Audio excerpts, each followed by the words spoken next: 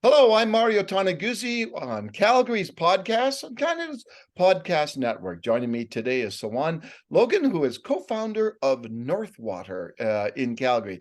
Thanks, Saawan, for joining us today. Thank you for having me. I'm excited. Well, let me just start by asking you if you could explain what Northwater is and what you guys do. Yeah, for sure. So Northwater is pure all-natural Canadian Rocky Mountain spring water.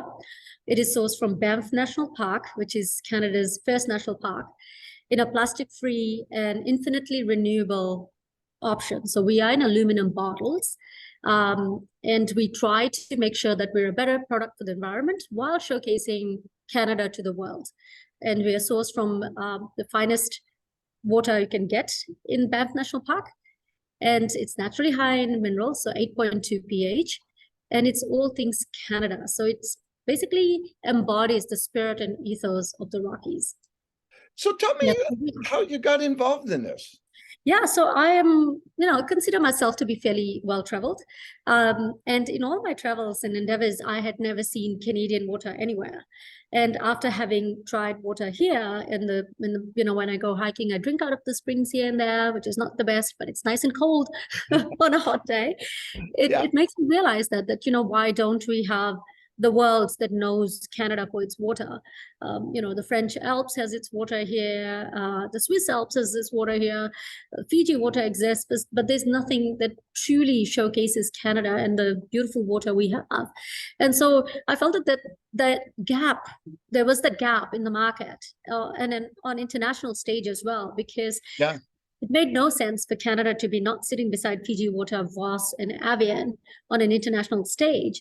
So that was kind of how this whole journey started. And then, plastics, of course, if you're putting out something so amazing, you don't want it in a yesterday product, right? Plastic is a yesterday product.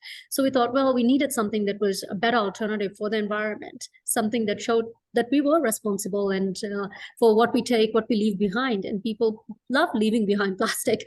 And so, aluminum came through on a trip to Japan. There was aluminum options everywhere for coffee in bottles. So I thought, well, this is a perfect alternative to what we're looking for. And that's just the beginning. And here we are. So when did you start? Yeah, so we built our own facility. So started building a facility in 2019, October. That's when we got the land, the lease, started building. We went operational March 2020. So the same week as COVID lockdowns happened. And as you and I were talking earlier, we were very fortunate that we had some really good friends and customers that just became like total fans of us. And we're still around and we're still surviving. And this is going to be year 3 for us. So it's going to be, I like to say my first 2 years was testing phases. You're like trying to test your minimal viable product in the market and see if the market likes it or not. The only thing that sucked was at what cost it came. Yeah, exactly. Right. So in terms of your reach right now, tell me where people can find Northwater. Yeah, so we across Canada, coast to coast, we're in a lot of hotels. So if you're somebody who's staying in a hotel like a Shangri-La in Vancouver, you can find us there. If you're if you're in a Jasper Park Lodge, Fairmont Jasper Park, you can find us there. We can find us at Lena's across Calgary. We're in a bunch of Safeway and Blush Lane. So we're in kind of those kind of stores. We're in organic stores. We're in some metros in Ontario. So we're in a lot of coffee shops, a ton of cafes and coffee shops carry us. They're all like primary market happens to be hotels, coffee shops, and cafes. So if you're in anywhere within, say, Calgary, BC, if you go into Hula, or if you go into Dirt Valley, if you go into DeVille's, you'll find Northwater there. Okay. Now, do you are you reaching out beyond Canada right now? We are, yes. So we're in certain in US, we're trying to get into the market more and more. We're very slow in there, but we are. And then this year is the year we're trying for more international market. That's our goal. Okay. Well, I looked at your background and on LinkedIn, and I see you have a very like oil and gas background with Pembina and Synovus and what was the other, TransCanada. Kennedy, yeah. So how does somebody from the oil patch end up becoming an entrepreneur selling water? Yeah, so I think it's I loved everything I ever did. My jobs were amazing, so I was one of those fortunate people. That said, there's always a need for more. I think entrepreneurs were, crazy hungry people where we want to put out more. We want, the world to see us, and we want to, do something meaningful. And it was that drove this, because I felt the need to create and leave a legacy. And you don't get to do that. There's only very few who get to do that in a large corporation. Many of us just have to follow suit and just wait for things to happen for us. So I wanted to take charge of that. I wanted to do something that was going to leave that legacy behind for me. And so that's how Northwater started. And I thought, you know what, it's going to be a journey, and the journey is going to be exciting. That's all I know. It's going to have its ups and downs, which it sure has. I wasn't wrong at all about the ups and downs. The extent, maybe, I wasn't hoping it to be so like crazy, but it's been such a great experience of like learning, and it's just made me more resilient. And, and in all of it, like I haven't become a $1 billion company as yet, but it still has, makes me get up every morning and makes me go do things. And I feel like this is something that I'll always be, very passionate about, and will hold my very near and dear to me, no matter where life takes us. And I also noticed in your background you were involved with She EO. Explain a little bit about that and what that organization is and does. Yeah. So that is really just a venture fund for women. So what it does is they've just done a rebranding of their name and naming and everything. So what they do is you become a member of the organization, and you pay, your dues. And what they do is they support other female entrepreneurs in their journey, whether it's like through grant money or through investment. And then, you pay back over time, and then they use that money again to reinvest in other women. So it's just basically like a group that promotes women entrepreneurship. And so it's exciting to be a part of that. I mean, I think we need, as females, we as you hear more and more about it, it's not as easy for us to be in business. And we see that, not only are we female entrepreneurs, and something you don't think about. Prior to this, I'd never thought of that, and I didn't think it was going to be something for real, but it is. And so it's important for us that, if we have gone through a certain journey, it's important for me to make sure that other women can either learn from it or not make the same mistakes, or get the support they need where I can provide them the support. So an organization like She allows you to do that outside of, within your own network and who you can help yourself. Mm-hmm. Now, you talked a little bit about being an entrepreneur. I want to explore that a little bit more. Let's start with the positive side of things. What is it that you like about being an entrepreneur? I said making a difference, leaving a legacy, creating something. I'm not an artistic person, but creating, when you start a business, you create something, you create a product, you create a service. And it's that instant gratification that you get. The same way construction workers have the highest, they say, job satisfaction, because they get to see a product, and they get to see their work. And I think being an entrepreneur in a CPG world, in the world I am in, the consumer world, it is that as well. You hold your product the first time in your hand. It's something. You've created something, and that is such a rewarding space to be. Then there's other parts of it too, where you realize that what you're building affects many people in many different ways. You have people who work with you in the company who depend on you for their mortgages and for their food on the table. So you're creating employment. So it's not just creating a product and making money. It's also about like creating employment and giving opportunities to people. I look around and I love giving opportunities to people who otherwise wouldn't have had the same opportunity in life. So it allows you to give back in different ways other than just volunteering for a charity. And that, I think, is a feeling that I can't replace with anything. Let's flip it over a bit. And what is it that you don't like about being an entrepreneur? It's a lot of up and down. There's a lot of ups and downs, and you have to be ready for it, right? So lots of sleepless nights. There's lots of days when you wonder where your rent is going to come from, where the next, wage is going to come from, when you get paid yourself. Like, as a business, for the first however many years, you don't expect a salary. And if you're someone like me who's, never had not to get a salary since I started working, it takes a lot to kind of be like, oh my gosh, I'm not getting paid. My RSP contributions aren't getting made. And because it's easy to look at the picture today versus saying, no, I'm working towards something bigger here. And so that can, there are days when that does affect me, because I'm like, when am I going to get paid? Because it's what you put in is what you get out, right? It's not like a oil and gas job where you could put in less and still get what you were getting yesterday. Here, it's a very, what you put is what you get. So, it's a journey, and the journey isn't smooth. The journey is a positive journey. The journey can also have some major roadblocks. So a lot more grays and wrinkles. So when you talked about the journey, on that journey, like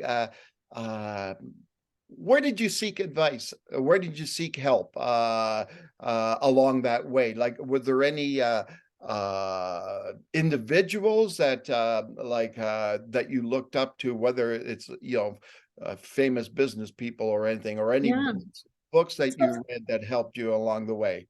Yeah, so I read a lot. I'm a reader. I listen to podcasts, which most people do, these days. And a lot of us don't have that much time, like spend more time listening to podcasts than reading.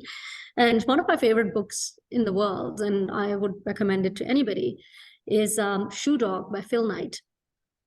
And if you're an entrepreneur or a budding entrepreneur and want to kind of get, some motivation in life, or just get an idea of what this journey really will feel like, read the book, because I swear it's my life. It's just, he's just created Nike, which is a much bigger brand than North Water is today. But it's, every entrepreneur can relate. The nights of like where you're stretching it thin to make it to the next production, not getting paid on time, or having a rent due, or trying to like now dealing with supply chain issues, or having your supplier not come through, or something like that. So I think that to me is, Phil Knight has been my biggest mentor from a world of people that I've never met. And then there's people I've met along the journey as well, who are other small entrepreneurs and business within the community. And lots of people who, it's interesting how strong the community is. And it's really nice to have that. Like, I've got a number of people I've met just through this journey, and they're all willing to share. They're all willing to open their hearts, and they're all willing to open their doors. They're all willing to, open their network. And it's tough not to find solace in that. So if you had somebody that was young that came to you, and was asking you for advice, what would you say to them? I would say to them, don't let everything outside of your little world make you lose sleep. Is all I'd say to them. That if you're going to embark on something like this, or even if you don't embark on something like this, your journey is your journey, and be on that path and go on the journey. Enjoy every moment, whether it's good or bad, because there are no failures. They're all lessons at the end of the day. But whatever you can't control, anything beyond your control, don't ever lose sleep on it, because none of that matters at the end. So it's helped me in my life a lot. I don't lose sleep over things I can't control. And I think everybody can use it. Oh, okay then. And being an entrepreneur is in many ways a 24/7 job, right? And how do you deal with that? How do you find the work-life balance to function, I guess, on all cylinders? Yeah, I think first of all, I love the word work-life balance. I just don't think they actually mean much, because every person is so different. Because what work-life balance might mean to me might not mean anything to anybody else. And some people don't want work-life balance because their work is the passion that drives them, that ignites them, or their life is the passion that drives them and ignites them, and they don't necessarily need work in the mix. So I think the important thing is finding those little opportunities to take time for yourself. It's very, very important. Your mental health is your business. You are your business. As an entrepreneur, you are your business. So if you don't take care of your health and you, nobody else will. We always joke that in a corporate world, you are replaceable. You're just a number on a seat. If you don't take care of yourself, tomorrow somebody else comes and fills up that seat. Well, the exact thing is in business too. If you don't take care of yourself, there is no business. You are the business. So it's trying to create a routine for yourself is important, like waking up a bit early, 10 minutes earlier than normal or 15 minutes earlier, and having that solitude and meditating and working out and doing things that allow you to mentally and physically function better. So, proper care of your health. It's easy to be, again, in this world and have so much networking and all these opportunities that come your way to constantly be going out, drinking and eating and doing this. But it's not ultimately the right way to live as a person, because it doesn't help you. So it's making choices. You have to consciously make choices to choose you in this whole journey. So what do you do when the choices that you make that choose you, like what kind of things do you do and like to do? So I do meditate every day. When I wake up and I go to bed, I'll take 10 minutes out. I don't have a ton of time to meditate, but 10 minutes is just, me time of breathing and being okay in my space.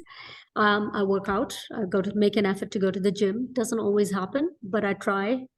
I try and eat healthy as much as I can. I cook my meals at home and try to do that. But one of the things that has really helped me in my life, and I found this since my oil and gas days, is I do digital detox. So I take like 3 days off every quarter where I don't look at any TV, any screen, any computer, nothing. Wow. And I used to go out of Calgary and stay in places like Emerald Lake, for example, where, there's no internet and there's nothing in your room, no TV.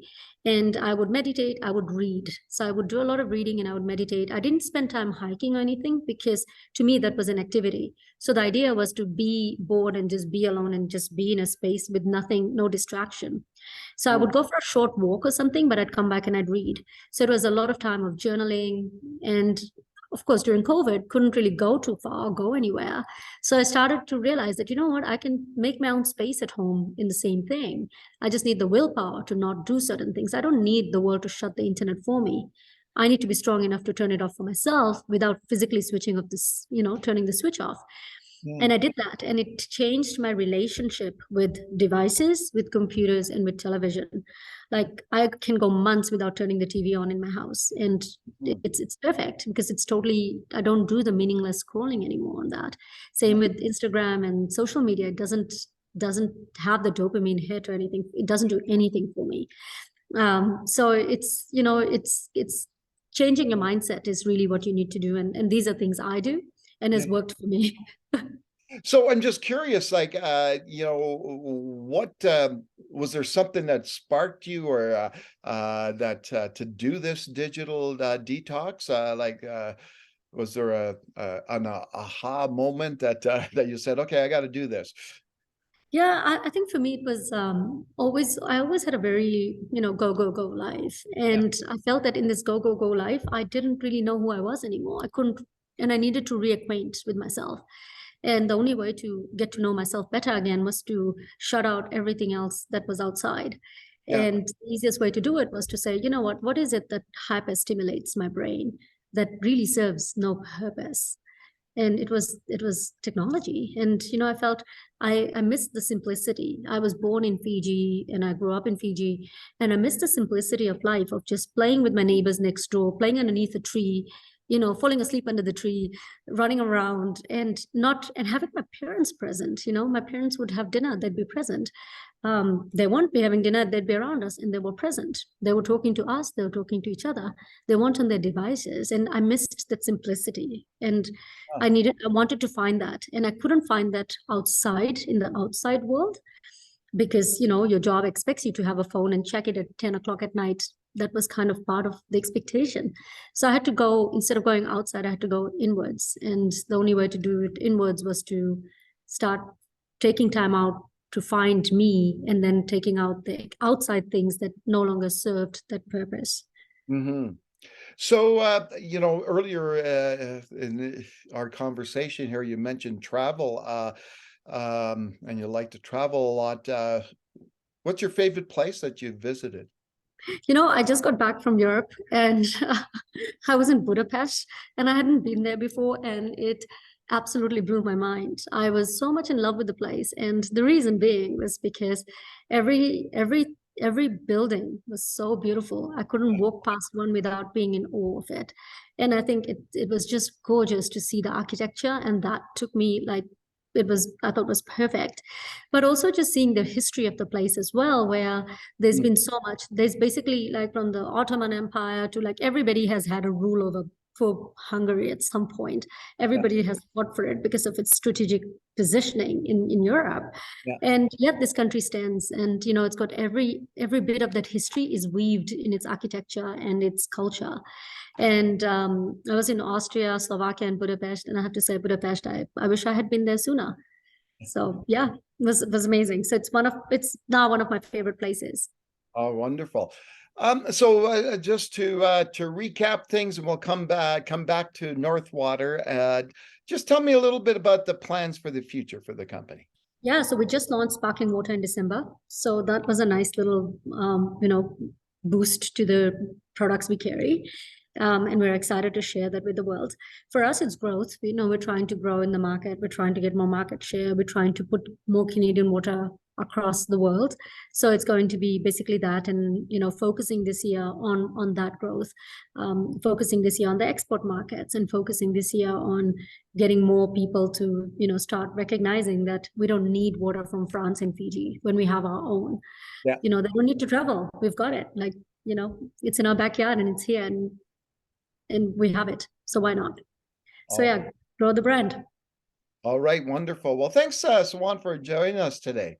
Thank you. Thanks for having me. I really appreciate it. And it's lovely to be on this, and appreciate your time and appreciate you learning more about us and sharing with your viewers. So thank you. All right, that was Saawan Logan, who is co-founder of Northwater, based in Calgary. I'm Mario Toneguzzi with Calgary's podcast on Canada's Podcast Network. Thanks for joining us today.